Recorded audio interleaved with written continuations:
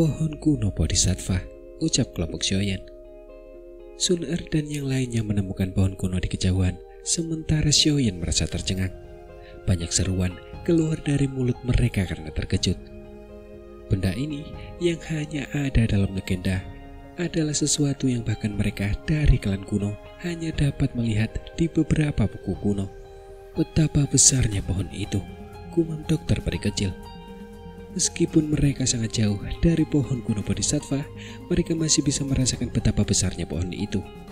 Bayangan pohon menyebar dan menutupi tanah, membuatnya tampak seperti monster kuno yang berdiri di antara langit dan bumi. Perasaan yang sangat tua dan berpengalaman terpancar darinya. Anggota klan Hun kemungkinan sudah ada di sana. Kita harus bergegas, ucap Shoyen.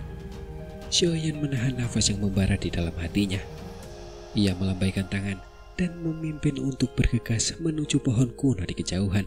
Sun Er dan yang lainnya di belakangnya tidak menunggu untuk beristirahat dan mereka segera mengikutinya. Keributan kembali terpancar dari gelombang binatang buas di belakang setelah kelompok Shoyen bergerak. Beberapa kelompok menyerbu dengan cara yang menyedihkan sebelum mereka mendarat di area kosong ini. Itu pohon kuno Bodhisattva, ucap orang-orang yang baru saja datang. Orang-orang ini masih terhuyung-huyung di tanah ketika mereka melihat pohon kuno yang berdiri di antara langit dan bumi. Warna merah tiba-tiba muncul di mata mereka. Warna ini diperkuat ketika mereka melihat kelompok Shoyen bergegas mendekat. Mereka tidak bisa diam saja. Bahkan Chiu Feng yang biasanya tenang pun mengerutkan kening. Dia tidak bisa diganggu untuk beristirahat saat dia memerintahkan dengan suara yang dalam. Ikuti mereka, ucap Chiu Feng. Para ahli dari suku pondok iblis surga mengatupkan gigi mereka dan mengangguk ketika mendengar perintahnya. Tubuh mereka melesat maju dan mereka buru-buru mengejar kelompok Shoyen. Orang-orang ini, gumam Shoyen. Shoyen tertawa dingin di dalam hatinya saat mendengar suara angin kencang yang terpancar dari belakang. Dia tidak mengurangi kecepatannya saat dia mengangkat kepalanya dan menatap pohon kuno Bodhisattva yang semakin membesar di matanya. Rasa takut dan hormat yang samar muncul di dalam hatinya. Tidak seorang pun akan bisa tetap tenang di hadapan makhluk suci ini yang telah ada selama waktu yang tidak diketahui. Kelompok Shoyen bergerak sangat cepat. Jarak puluhan ribu kaki ditempuh dalam beberapa menit. Ketika kelompok Shoyen berada sekitar 1000 kaki dari pohon kuno Bodhisattva, sekelompok orang tiba-tiba muncul di garis pandang mereka. Hunyu, ucap beberapa orang dari kelompok Shoyen. Kelompok Shoyen terkejut ketika melihat kelompok ini.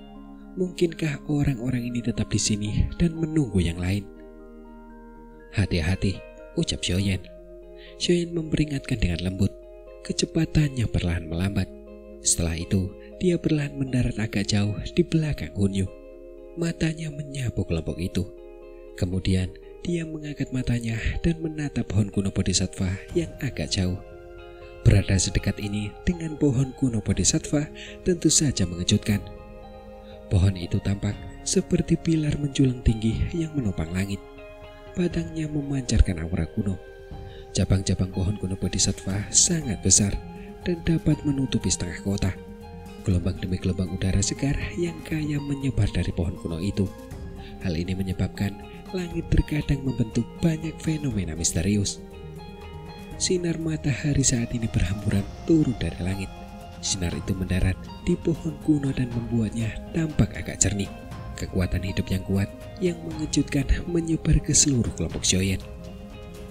Mata Shoyen menatap tajam ke arah pohon kuno Bodhisattva yang tak terlukiskan. Udara yang jernih membuat orang merasa riang dan tenang. Tetapi dia samar-samar merasakan kegelisahan tanpa alasan.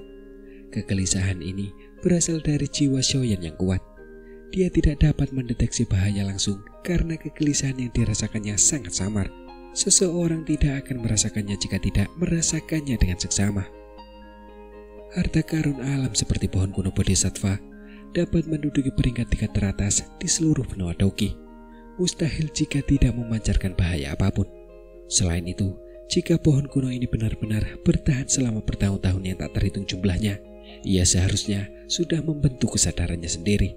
Gumam Shoyen sembari mengungkapkan ekspresi merenung. Jika pohon kuno Bodhisattva ini membentuk kesadaran dan terlatih, ia tidak diragukan lagi akan menjadi salah satu makhluk paling menakutkan di benua Doki. Orang-orang di sini kemungkinan besar tidak akan sebanding dengannya. Suara angin kencang mengikuti dari belakang saat kelompok Shoyan sedang merenungkan beberapa hal. Suku Konik Iblis Surga dan beberapa kelompok lainnya bergegas mendekat.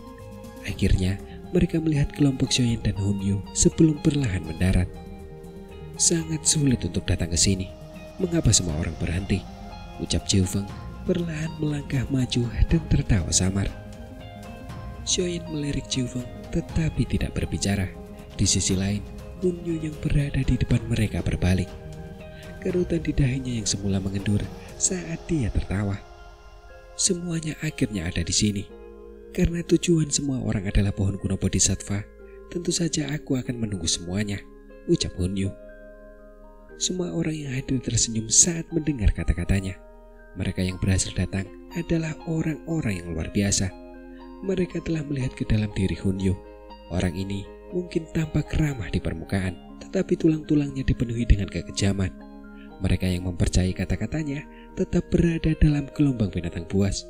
Mereka telah berubah menjadi daging yang hancur sebelum dilahap ke dalam perut binatang buas.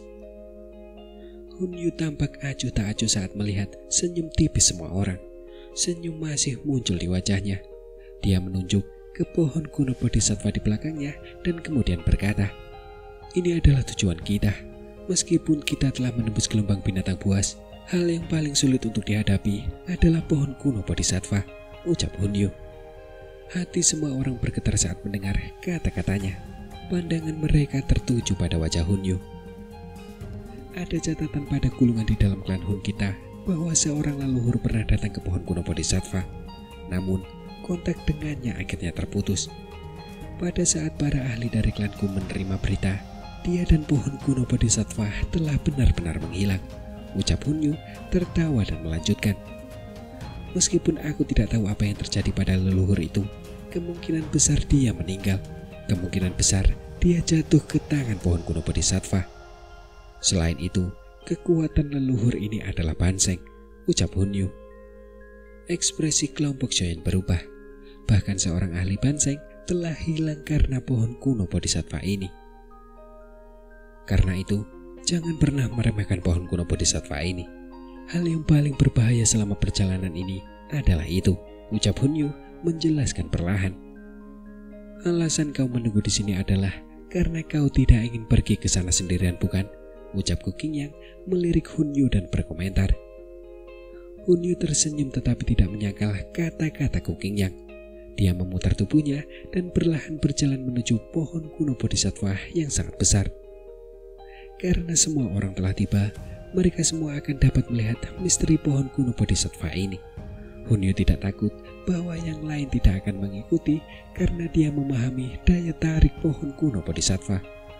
Hati-hati, ucap Shoyan. Tatapan mata Shoyan menyapu punggung Hunyu dan pohon kuno Bodhisattva yang jauh. Ia mengucapkan kata-kata itu dengan lembut sebelum mengangkat kakinya untuk mengikutinya. Terlepas dari apakah Hunyu mengatakan yang sebenarnya, mustahil bagi mereka untuk menyerah begitu saja setelah menghabiskan begitu banyak biaya untuk mencapai tempat ini. Semua orang mengangguk. Setelah itu, mereka mengikuti Shoyan. Doki mulai mengalir pelan di sekitar tubuhnya. Jiufeng dan beberapa kelompok lainnya di belakang Shoyan ragu sejenak sebelum memutuskan untuk mengikuti. Pikiran mereka sama dengan Shoyan, dan mereka juga telah berusaha keras untuk sampai di sana. Celah terbentuk di antara berbagai kelompok saat mereka berjalan melintasi padang rumput yang luas. Mereka melangkah dengan langkah yang sama saat perlahan menuju pohon yang menjulang tinggi. Tuan Muda Shoyan, ada sesuatu yang tidak beres dengan pohon kuno Bodhisattva. Udara jernih itu yang tampaknya dipenuhi dengan kehidupan menyembunyikan racun yang agak gelap dan dingin. Udara itu dipenuhi dengan banyak emosi negatif yang mirip dengan emosi manusia, ucap Qinglin tiba-tiba berbicara dengan wajah muram saat kelompok itu berjalan mendekati pohon kuno Bodhisattva. Langkah kaki Shoyan terhenti sejenak saat mendengar kata-katanya. Matanya menyipit. Dia tentu saja tidak dapat merasakan hal seperti itu. Tetapi Qinglin memiliki mata ular hijau 3 giok. Oleh karena itu, Shoyan tidak meragukan kata-katanya. dan dia samar-samar dapat merasakan perasaan tidak nyaman dari sebelumnya menjadi lebih jelas saat dia mendekati pohon kuno Bodhisattva. Sementara kewaspadaan dalam hati Xiaoyan membumbung tinggi, kelompok Hunyu di depan tiba-tiba berhenti. Mereka berdiri cukup dekat dengan pohon kuno Bodhisattva. Pohon yang menjulang tinggi, luas, rimbun, dan hijau itu menutupi langit di atas mereka. Baru setelah sedekat ini, kelompok Xiaoyan perlahan-lahan merasakan hawa dingin yang sangat samar perlahan meresap ke tulang-tulang mereka. Xiaoyan mengangkat kepalanya, matanya berfokus pada pohon kuno Bodhisattva yang sangat besar. Cabang-cabang pohonnya berukuran 1000 kaki dengan gugusan cahaya terang di dekat bagian tengah. Gugusan cahaya ini tampak seperti jantung energi berukuran 10 kaki. Detak jantung yang kuat samar-samar terpancar dari gugusan cahaya tersebut. Hati Bodhisattva, gumam beberapa orang yang melihat itu. Banyak mata tertuju pada gugusan cahaya yang tersembunyi di balik tubuh pohon besar itu. Jantung mereka berdebar kencang saat ini. Setelah kata-kata hati Bodhisattva keluar dari mulut beberapa orang, pohon kuno Bodhisattva yang berdiri dengan tenang di padang rumput ini tiba-tiba mengeluarkan suara benturan. Semua orang menyaksikan cabang-cabang pohon saling melilit sebelum diturunkan. Cabang-cabang pohon ini perlahan terbelah saat menyentuh tanah, dan 5 sosok tanpa ekspresi perlahan menjauh dari mereka. Ruang di sekitar mereka mulai berfluktuasi setelah kelima sosok ini melangkah maju. Tekanan yang menakutkan tiba-tiba menyebar dari mereka. Elit Banseng, gumam sebagian besar orang yang hadir. Wajah semua orang yang hadir menjadi jelek ketika mereka merasakan tekanan ini, karena mereka telah menemukan bahwa kelima tokoh ini sebenarnya semuanya adalah elit Banseng. Semua orang merasakan kulit mereka sedikit mati rasa saat melihat kelima sosok itu muncul di depan pohon kuno Bodhisattva. Mereka tidak akan menyangka bahwa ada ahli kelas Banseng yang bersembunyi di dalam pohon kuno Bodhisattva ini. 5 elit Banseng, tidak ada kehidupan di dalamnya, gumam Xiaoyan. Xiaoyan menarik nafas dalam-dalam. Ia menekan rasa terkejut di hatinya. Matanya tiba-tiba menyapu kelima sosok itu sebelum berkedut. Mereka tidak memiliki jiwa. Mereka hanyalah boneka, ucap Sun Er dengan lembut menyimpulkan. Wajahnya dipenuhi dengan keseriusan. Seseorang tidak perlu menggunakan kepalanya untuk mengetahui bahwa para elit Banseng ini telah diubah menjadi boneka oleh pohon kuno Bodhisattva ini. Semua orang mulai merasa seolah-olah mereka diselimuti keringat dingin ketika mereka memikirkan apa yang terjadi. Mengubah seorang Banseng elit menjadi boneka. Siapa di seluruh benua yang memiliki kekuatan menakutkan untuk melakukan ini? Karena begitu seseorang mencapai kelas Banseng, ia akan menjadi eksistensi yang mendekati puncak dunia. Banseng adalah kekuatan yang relatif kuat bahkan di klan kuno. Tetapi para ahli tingkat seperti itu telah ditangkap dan diubah menjadi boneka. Adegan ini tidak diragukan lagi membuat semua orang yang hadir merasakan hawa dingin di hati mereka. Ekspresi Hunyu menjadi agak jelek karena boneka-boneka ini, terutama setelah matanya tertuju pada salah satu Banseng, seorang elit kurus berjubah hitam. Keterkejutan di matanya tiba-tiba mencapai titik terdalamnya. Bukankah ini leluhur kita yang hilang, yang dikatakan telah menghilang bersama pohon kuno Bodhisattva dalam teks-teks lama klan, ucap Hunyu. Wajah semua orang tanpa sadar berkedut saat mendengar seruan Hunyu. Mata mereka menatap Banseng yang berjubah hitam.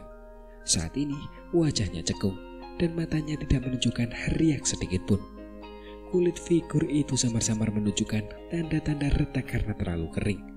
Boneka itu tidak menunjukkan reaksi apapun terhadap suara Hunyu. Apa yang harus kita lakukan sekarang? Ucap Kuking Yang. Wajah Kuking Yang tampak muram. 5 elit Banseng adalah barisan yang hanya bisa digambarkan dengan kata mengerikan. Bahkan jika mereka semua di sini menggabungkan kekuatan mereka, mereka mungkin tetap tidak akan sebanding dengan barisan ini, meskipun jumlah mereka lebih banyak. Xiaoyan mengerutkan kening. Matanya melirik gugusan cahaya yang dipancarkan dari pohon kuno Bodhisattva. Hati Bodhisattva ada di depannya. Dia benar-benar tidak memiliki tekad untuk menyerahkannya begitu saja. Kita seharusnya bisa bertahan melawan elit Banseng jika kelompok kita bergandengan tangan, ucap Xiaoyan. Mata Xiaoyan melirik ke barisan di sampingnya. Sun Er dan Gu Qingyang semuanya adalah ahli di puncak kelas dusun. Sun Er berada di perubahan ke-8, sementara Gu Qingyang berada di perubahan ke-6. Menambahkan Xiaoyan yang kekuatannya sebanding dengan ahli perubahan ke-6 atau ke-7 serta Cailin, dokter peri kecil, Yun Yun, King Cheng, Gu Hua, Gu Xing dan yang lainnya seharusnya bisa bertarung melawan Banseng elit. Namun masalahnya ada lebih dari satu Banseng elit di sini. Semuanya, apakah ada yang ingin menyerah sekarang dan pergi? Dari kelihatannya, selama kita tidak maju lebih jauh, boneka Banseng ini tidak akan menyerang. Dengan kata lain, kita masih memiliki kesempatan untuk mundur sekarang jika kita mau, ucap Xiaoyan merenung sejenak sebelum menoleh untuk bertanya dengan suara yang samar. Semua orang yang hadir mengernyitkan dahi setelah mendengar perkataan Xiaoyan. Akhirnya mereka menggelengkan kepala. Karena tidak ada yang ingin mundur, kita hanya bisa mencoba dan terlibat dalam pertarungan habis-habisan. Pihak kita memiliki 7 kelompok. Kelompokku akan memblokir 1 elit Banseng. 4 lainnya akan didistribusikan di antara kalian semua. Bagaimana menurutmu? Ucap Xiaoyan. Di antara kelompok yang datang, ada klan Hun dan suku Ponic Iblis Surga selain kelompok Xiaoyan. Xiaoyan belum pernah bertemu dengan 4 kelompok lainnya sebelumnya. Tetapi kemungkinan mereka berasal dari beberapa faksi lain di dataran tengah. Jajaran mereka mungkin tidak sebanding dengan Xiaoyan, Hunya atau Jiu Feng, tetapi mereka tidak bisa diremehkan. Masing-masing kelompok mereka memiliki setidaknya 2 ahli yang telah mencapai puncak kelas dusun. Kita bisa menghalangi salah satu dari mereka, ucap Hunyu melirik Xiaoyan, tetapi dia tidak membuat masalah apapun saat ini. Dia mengerti bahwa jika seseorang benar-benar memilih untuk mundur, orang-orang yang tersisa pasti tidak akan bisa bertarung dengan 5 elit Banseng. Serahkan salah satu dari mereka pada kami, ucap Jiu Feng ragu sejenak sebelum mengambil satu. Para ahli ini mungkin menakutkan, tetapi mereka hanyalah boneka dan tidak dapat dibandingkan dengan Banseng yang asli. Mereka seharusnya dapat melawan boneka-boneka ini dengan mengandalkan jumlah mereka yang besar. 2 Banseng yang tersisa akan diserahkan kepada 4 kelompok lainnya. Bagaimana menurutmu? Ucap Xiaoyan. Mata Xiaoyan menatap ke 4 kelompok yang tersisa. Kekuatan salah satu dari kelompok ini mungkin tidak sebanding dengan Xiaoyan, tetapi seharusnya mungkin bagi 2 kelompok untuk menghadapi 1 boneka Banseng. Baiklah, ucap orang-orang di keempat kelompok setelah saling memandang dan mendengar kata-kata Xiaoyan. Setelah itu, mereka melihat ke tempat di mana hati Bodhisattva berada sebelum mengangguk dengan keras. Pada dasarnya, mereka bersedia mengambil resiko karena godaan hati Bodhisattva. Karena tidak ada yang keberatan, ayo kita mulai, ucap Xiaoyan. Xiaoyan perlahan menghembuskan nafas. Ekspresinya menjadi sangat serius. Ini adalah pertama kalinya dia bertarung melawan elit Banseng. Meskipun kekuatan bertarung boneka ini tidak sebanding dengan Banseng yang asli, pada akhirnya boneka ini tetaplah seorang ahli yang dapat dianggap sebagai Seng, tidak peduli bagaimana orang mengatakannya. Apapun yang sedikit saja berhubungan dengan kata ini dapat dianggap sangat kuat. Xiaoyan perlahan melangkah maju beberapa langkah setelah kata terakhirnya berbunyi. Doki bersiul dari dalam tubuhnya ke segala arah. Kelima mata kosong boneka mirip patung yang tidak bergerak itu tiba-tiba tertuju pada Xiaoyan saat ia melangkah maju untuk ketiga kalinya. Mata kosong mereka terus mengawasinya saat salah satu dari mereka melangkah maju dengan langkah kaku dan tidak biasa. Sosok itu muncul di hadapan Xiaoyan dalam sekejap. Sosok itu tidak berbicara saat telapak tangan yang menakutkan menghancurkan ruang dan menghantam Xiaoyan dengan kecepatan seperti kilat. Xiaoyan menghentakkan kakinya ke tanah saat boneka Banseng menyerang dengan ganas. Pilar lava raksasa melesat keluar dari tanah dan menghantam boneka itu dengan keras. Namun, pilar lava yang cukup kuat untuk memaksa Dusun Bintang 9 biasa mundur dan memuntahkan darah hanya membuat boneka Banseng itu gemetar. Angin telapak tangan yang ganas terus menghantam Xiaoyan tanpa ada perubahan. Lebih dari selusin pilar doki yang sangat kuat tiba-tiba bersiul dari belakang Xiaoyan ketika serangan boneka Banseng hendak menyerangnya. Semuanya menyerang boneka itu. Dengan serangan gabungan dari begitu banyak orang, bahkan seorang ahli yang telah mencapai puncak perubahan ke-9 dari kelas dusun puncak tidak akan berani menerima semuanya dengan paksa. Namun boneka Banseng ini tetap menerima serangan meskipun serangan telapak tangannya hancur. Sementara kelompok Xiaoyan mulai beradu pukulan dengan boneka Banseng, kelompok Hunyu tidak menunda lebih lama lagi. Mereka berteriak dingin. Banyak tokoh bergegas keluar pada saat yang sama dan mengepung boneka Banseng dari klan Hun. "Leluhur, kami akan membantu meringankan rasa sakitmu," ucap Hunyu. Hunyu menatap boneka berwajah cekung itu dan berbicara dengan suara samar. Setelah itu, ia menyerbu ke depan. Ada lebih dari 10 ahli aula jiwa yang sangat kuat dengan cepat mengikuti di belakangnya. Doki yang agung mulai mengganggu boneka Banseng itu. Kelompok Jiu Feng dan yang lainnya juga mulai bertindak setelah kelompok Xiaoyan dan Hunyu melakukannya. Mereka melepaskan doki dalam tubuh mereka hingga batas maksimal. Setelah itu, mereka dengan liar menyerang ke depan dan mengepung 3 boneka Banseng yang tersisa di area terpisah. Dalam sekejap, doki yang menakutkan menyebar ke dataran yang luas ini. Doki itu seperti angin kencang yang menghancurkan sekelilingnya. Meskipun mereka memiliki keunggulan dalam jumlah, tidak ada satupun dari mereka adalah Banseng elit. Oleh karena itu, ini tidak diragukan lagi akan menjadi pertempuran yang sangat menyedihkan. Gu Hua dan Gu Xing melesat turun dari udara saat doki meletus dari kedua telapak tangan mereka ke segala arah. Doki mereka menghantam keras bagian belakang boneka Banseng itu, tetapi serangan mereka yang sangat ganas tampak seperti batu yang tenggelam di lautan saat mendarat di boneka Banseng. Tubuh mereka bergetar sementara kekuatan yang mengerikan mengikuti lengan mereka dan menyerbu mereka. Dengan pantulan kekuatan yang menakutkan itu, pertahanan Gu Hua dan Gu Xing langsung hancur. Tubuh mereka terlempar kembali sebelum akhirnya diterima dengan tergesa-gesa oleh beberapa tetua sekte bunga. Kedua belah pihak telah saling serang selama 20 menit sejak mereka mulai bertarung.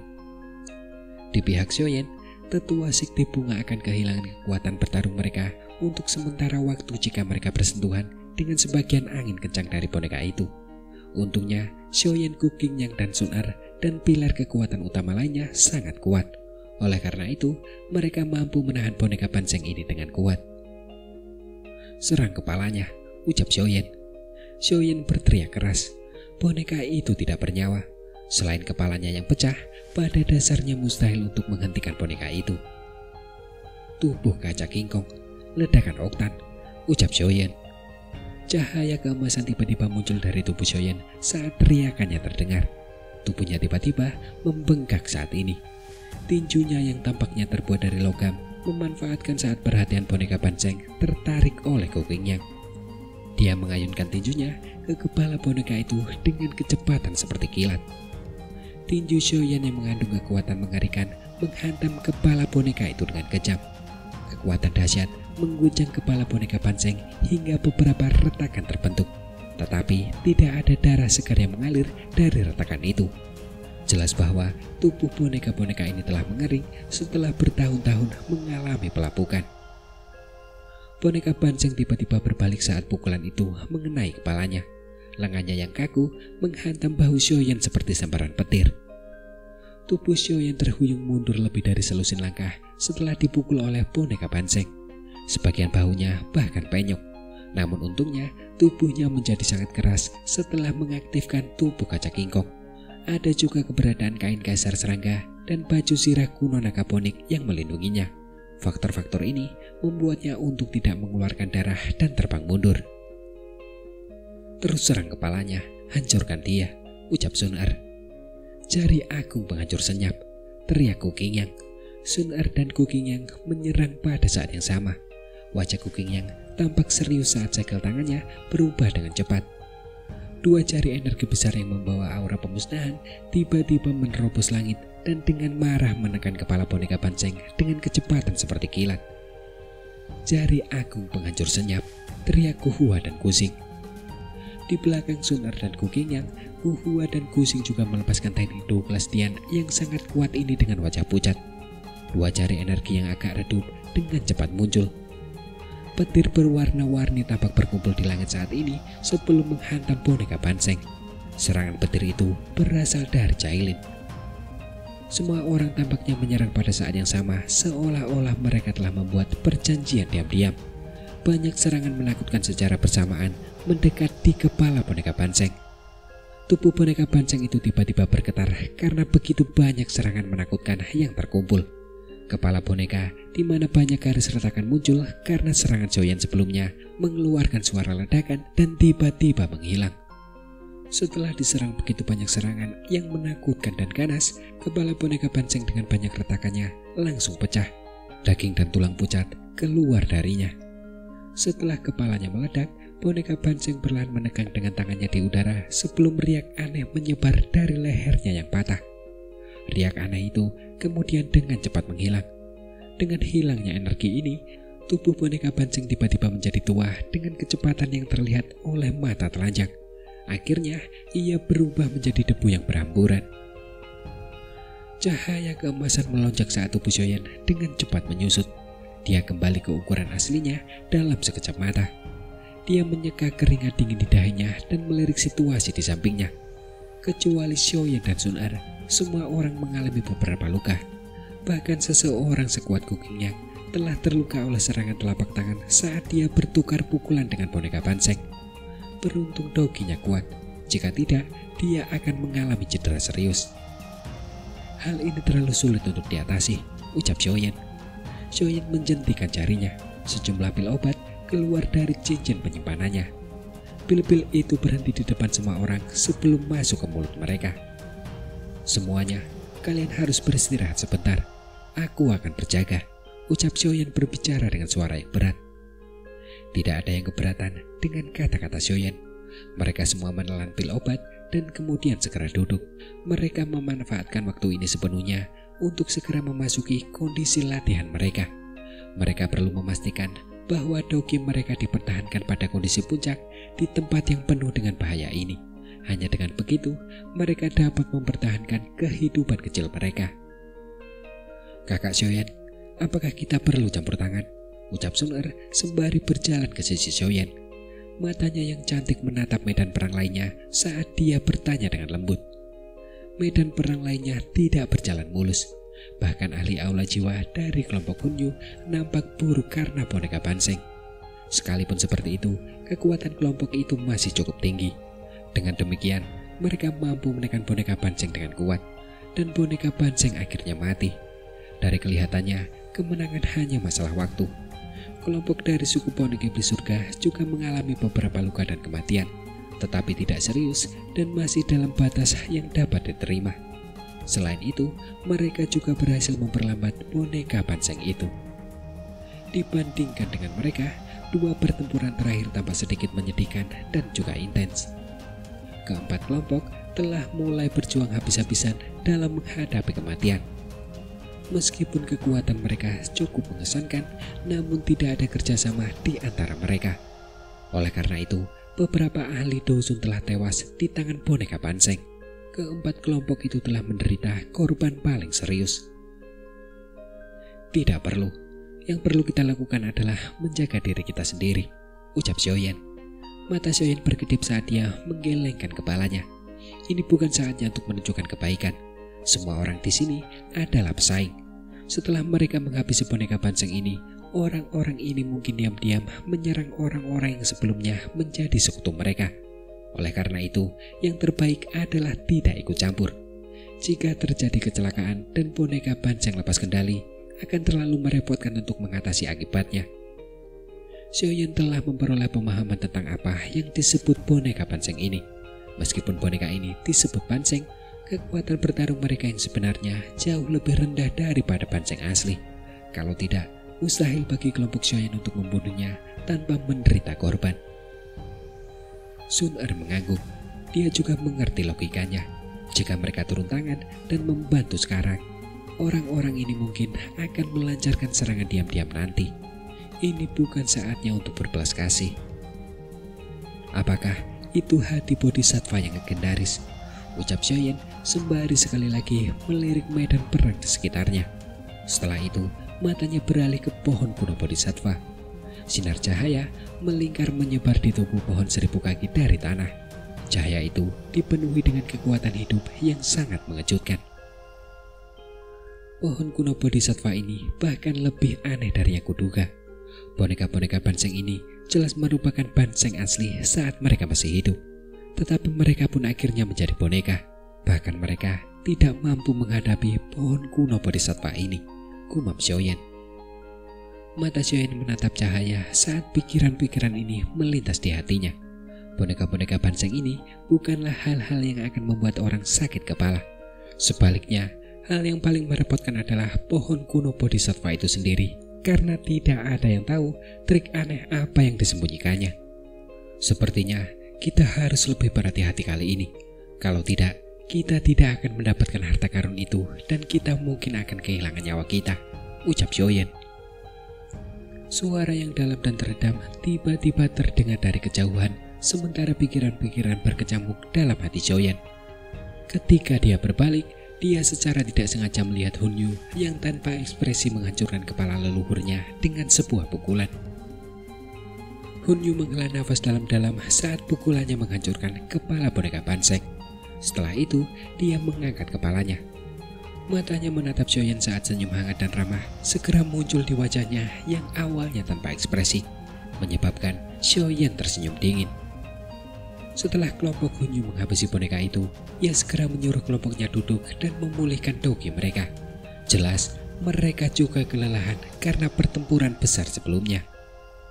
Sekitar 10 menit setelah kelompok Hunyu menang, pertempuran suku Ponik Iblis Surga akhirnya berakhir. Setelah membunuh sekitar 3 ahli Ponik Iblis Surga, kepala boneka Banseng pecah setelah terbukanya kesempatan. Ekspresi Jifeng tampak muram saat dia menendang mayat boneka itu dengan kejam. Mereka telah mengorbankan 3 tetua suku Ponik Iblis Surga yang kuat untuk menghabisi makhluk ini. Harga ini tidak bisa dianggap kecil. Jifeng menghirup udara dalam-dalam dan menahan amarah di hatinya. Ia kembali tenang sambil melambaikan tangannya dan memberitahu kelompoknya untuk duduk di tanah.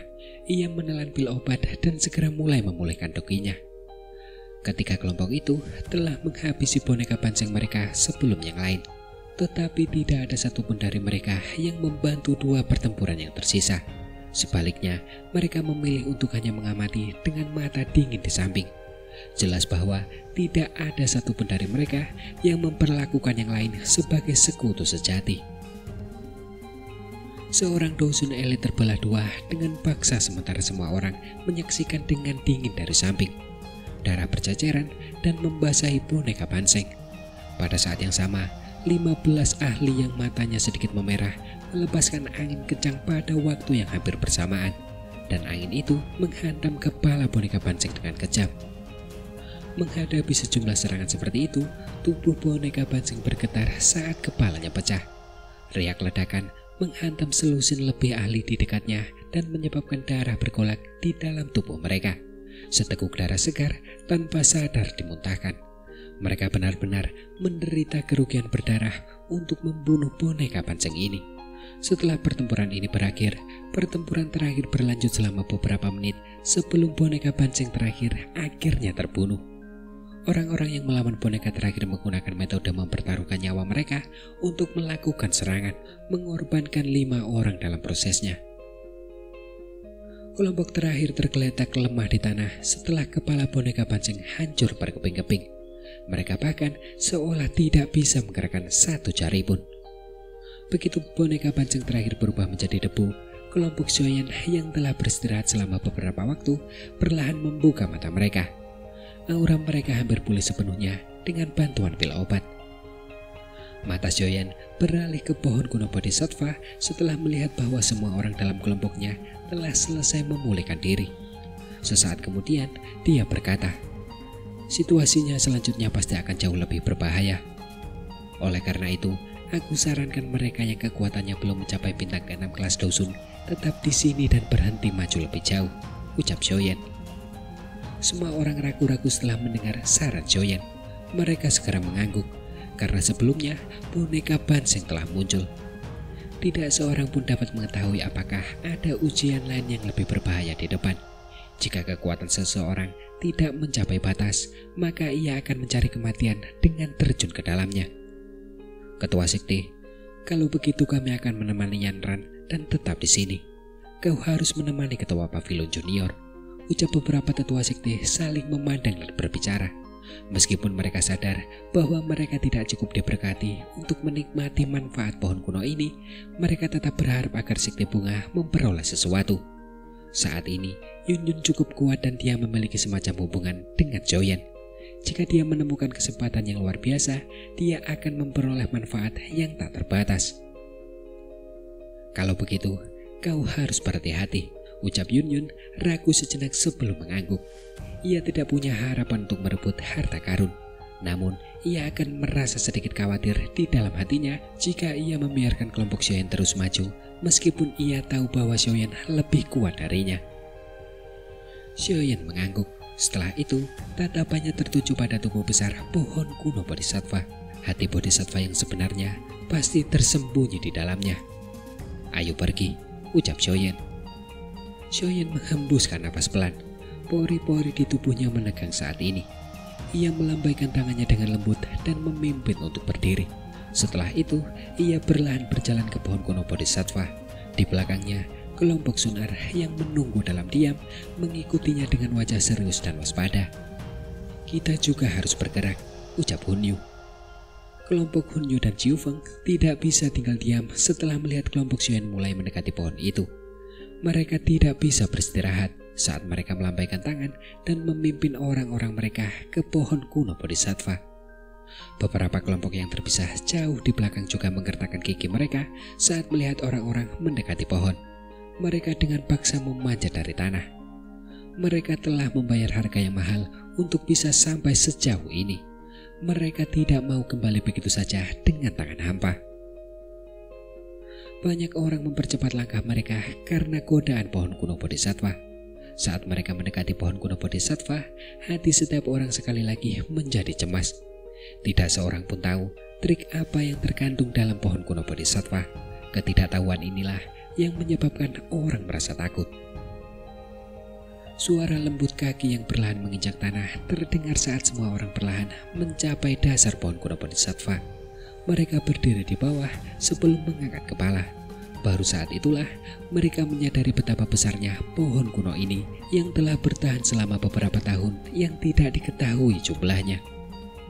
Saat semua orang mencapai dasar pohon kuno Bodhisattva, cahaya terang tiba-tiba muncul dari tubuh pohon yang berada 1000 kaki di atas tanah. Cahaya itu berubah menjadi pilar terang yang melilit kelompok Xiaoyan. Adegan yang tiba-tiba ini membuat jantung semua orang berdebar kencang. Mereka baru saja akan melepaskan dogi mereka ketika mereka terkejut menemukan bahwa dogi dalam tubuh mereka telah menghilang. Pilar cahaya itu menyusut dengan cepat sementara semua orang merasa terkejut. Pilar itu mengeluarkan suara terpaan angin saat ditarik kembali ke pohon dengan kecepatan seperti kilat. Sekelompok orang yang telah mencapai dasar pohon sebelumnya telah menghilang pada saat yang sama. Kelompok Xiaoyan tentu saja termasuk di antara mereka yang telah menghilang. Nalan Yanran terus menatap ke tempat di mana kelompok itu menghilang secara aneh. Wajahnya seketika langsung pucat.